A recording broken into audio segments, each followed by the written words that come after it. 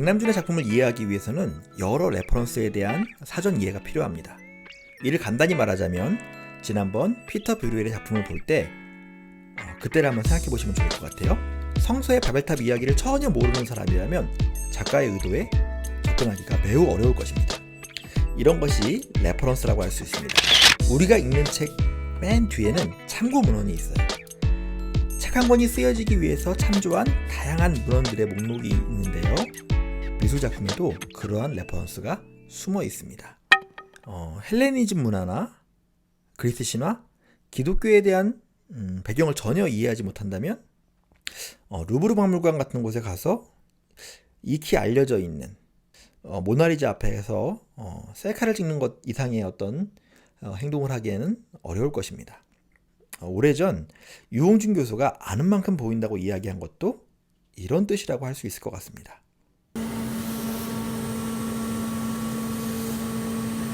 다다익선은 1000개의 TV 브라운관을 쌓아 탑을 만든 백남준의 작품입니다. 국립현대미술관, 과천관, 중앙홀에서 관람할 수 있습니다. 다다익선은 많으면 많을수록 좋다는 뜻인데요. 다다익선이라는 제목과 1000개의 TV만 보면 양적인 많음을 말하는 것 같습니다. 그러나 이것은 어떤 양적 과실을 말하는 것이라기보다는 언어와 문화의 다양성을 말하는 것이기도 합니다. 앞서 피터 브루웰의 바벨탑을 다룬 영상에서 저는 획일성에 대해서 이야기했습니다. 획일성을 제국의 속성으로 설명했는데요. 다름을 허용하지 않는 폐쇄성입니다. 전체주의도 이 같은 정치 시스템인데요. 이곳은 차이를 말살하는 곳이며 작은 자들의 존재를 지우는 곳이기도 합니다. 오순절의 성령 강림은 각자의 목소리를 지우지 않으면서도 사람들을 모아 한 몸처럼 되게 합니다. 백남준은 이 오순절의 성령 강림을 위성 전파로 대체합니다. 성령이 임하는 것이 아니라 위성으로부터 전파가 임하고 새로운 인류는 그 전파를 통해 다양성을 유지한 채 하나가 됩니다. 혼란스럽게 뒤엉킨 영상들은 다양성과 해체를 최고의 미덕으로 찬미하는 포스트 모던의 이상을 보여주는 것 같습니다. 그것은 마침내 하늘을 열기에 이릅니다. 1000개의 TV는 알려졌듯 10월 3일 무슨 날이죠? 개천절을 의미합니다. 개천절은 문자적으로 하늘이 열린 날을 뜻하지요. 백남준은 전파와 미디어를 통해 바벨의 언어를 극복하고 새로운 언어로 전 지구적 소통을 이루어내리라는 기대를 보여주고 있습니다. 하지만 기술 진보가 인간의 공존과 번영을 가져올 것이라는 확신에 찬 기대보다는 기원의 형태를 띈다고 보는 게 더 적절할 수 있다고 생각합니다. 이 지점에서 백남준의 탑은 성서 속 바벨탑에서 스투파, 불교적 탑으로 쓱 전환합니다. 그리고 해석의 여지를 남겨둡니다. 동양 종교의 맥락에서 탑은 기원의 의미, 기도의 의미에 가깝습니다. 바벨탑이 보여주듯 신에 대한 도전과 인본주의적 이상 같은 것들을 의미하지 않습니다.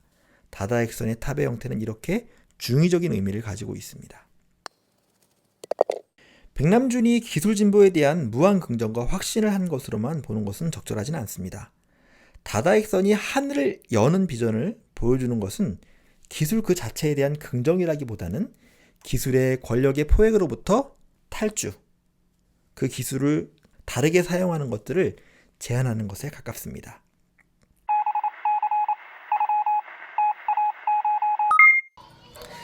이 예술가적 제안은 아까 말씀드렸듯 탑, 그리고 기원, 기도와 만납니다. 어떤 면에서 예술가 백남준은 자신을 제사장이나 샤먼, 무당, 동일시하고 있다고 생각도 되는데요. 조지 오웰이 예견한 절망 속에서 통제하는 권력으로부터 기술을 탈취해서 새롭게 사용하는 가능성을 말하고 싶었던 것일 수 있습니다. 이것이 이 다다익선의 작품에 앞선 다다익선 작품의 있기까지 어떤 모태가 된 프로젝트인 굿모닝 미스터 오웰의 내용이기도 합니다.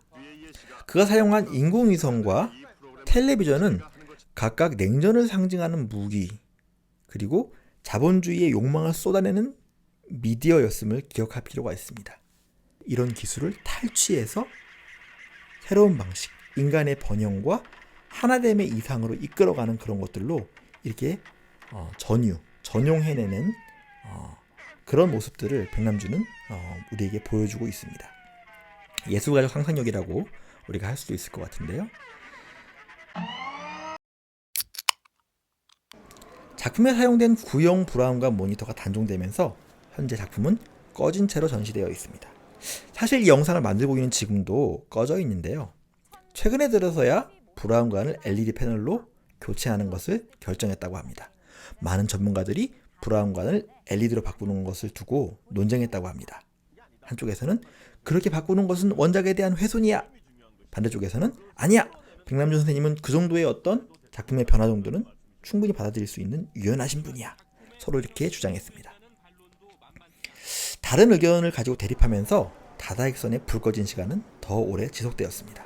사실 저는 그냥 꺼진 상태로 두는 게 다다익선의 탄생 배경에 가장 가깝다고 보는 그런 입장입니다. 백남준 선생의 의도가 무엇이든 다다익선 작품 나름의 삶과 죽음이 있다고 저는 생각하는데요.